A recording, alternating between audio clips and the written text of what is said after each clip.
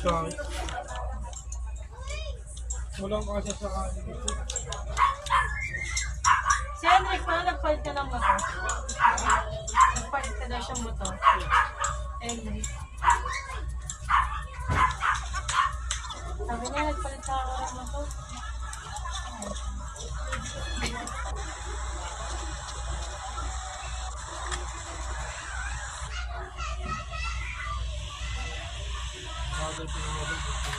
Bakit?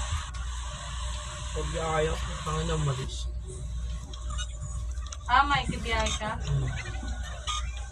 Alam mo, gawin pa yung 20 gawin. Karmong 20 Wala pa. akong pera dito.